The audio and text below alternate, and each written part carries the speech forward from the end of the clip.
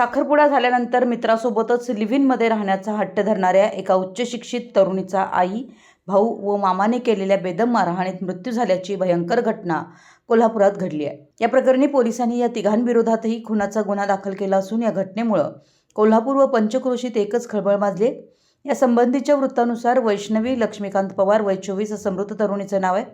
ती एका बँकेत नोकरीला होती। तिच्या लागवीस बाबामुळे तिचा मोठा मित्रपरिवार होता। वैष्णवी कोल्हापूरमधीलच एका ढोल ताशा पथकाचा सदस्यही होती, पण तिने मित्रासोबत लिव्ह इनमध्ये राहण्याचा हट्ट धरला होता। यामुळे तिच्या कुटुंबियांनी तिला बेदम मारहाण करत तिची हत्या केली। वैष्णवीच्या लिव्ह इनमध्ये राहण्याच्या निर्णयाला तिच्या कुटुंबियांनी विरोध केला। त्यांनी तिला अनेकदा समजावून सांगितलं, पण ती आपल्या निर्णयावर ठाम होती। त्यामुळे आई शुभांगी पवार, भाऊ श्रीधर पवार व मामा संतोष आडसूळ या तिघांनी तिला पन्हाळा तालुक्यातील देवठाण्यात नेलं। तिथं तिला रात्रभर काठी, लोखंडी गज व दोरीनं मारहाण केली। या मानुष मारहाणीत वैष्णवीला जीवघेण्या जखमा झाल्या। ती रात्रभर घरीच तडफडत पडली होती। तिला गुरुवारी गंभीर अवस्थेत रुग्णालयात नेण्यात आलं, पण तत्पूर्वीच तिचा मृत्यू झाला होता।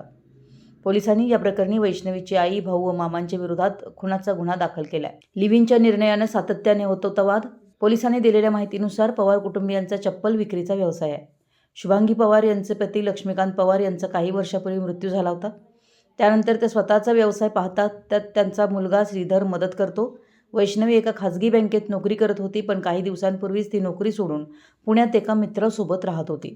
याची खबर तिच्या आईला मिळाली। आपली मुलगी एका मुलासोबत लिव्ह इनमध्ये राहत असल्याची माहिती मिळताच त्यांच्या तळपायाची आग मस्तकात केली। त्यांनी वैष्णवीला त्याचा जाब विचारला।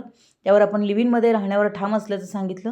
या मुद्द्यावरून मायलेकीत सातत्याने वाद होत असल्याची माहिती आहे। रात्रभर विवळली आणि गतप्राण झाली।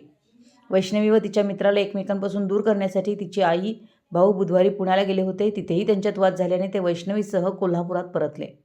त्यानंतर त्यांनी तिला पन्हाळा तालुक्यातील देवठाण इथं नेलं। तिथे तिला बेदम मारहाण केली। त्यात तिच्या अंगभर जखमा झाल्या होत्या।